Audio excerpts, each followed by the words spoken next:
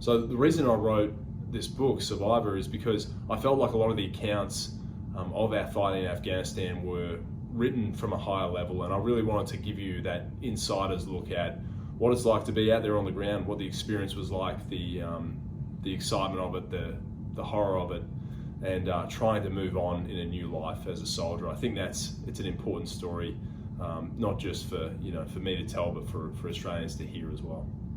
So what can readers expect from Survivor: Life in the SAS? This is really an account of warfighting at the very kind of coalface. I wanted to talk a lot about the human aspects of fighting, what it's like to be there in battle, what it does to us as humans over a long period. So I hope that you get those extra layers out of this book and you go deeper than just the military side of it. What was the experience like writing Survivor? It was actually really good to go back through these old incidents that had happened. I had to read a lot of documentation. I read some of my diaries about it. So it was good to go back and revisit that world, but in going back and seeing it a second time, I kind of saw the scale of the story, and it is a big story. I think it's an important part of our history as Australians, so hopefully I've contributed my piece to it. So the biggest lesson I learned from my military experience, and there's a handful, and that is that the first one is you have to really believe in the mission that you're trying to steer towards, especially if you're a leader, especially if you're in a team.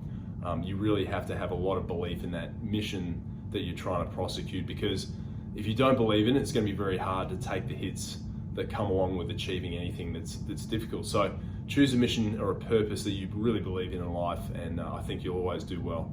If I give some advice to my younger self, I'd say make sure you throw those hand grenades properly. Don't drop them. Maybe dropped one or two of those in my time.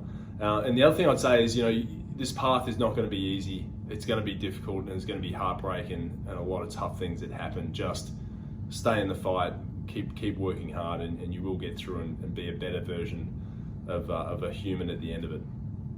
Can you expect more books from me in the future? Well, I actually really enjoyed writing. If this one sells well and it's commercially viable, I am definitely interested in doing more. I've thought about non-fiction and, funnily enough, fiction as well, so we'll see how this goes.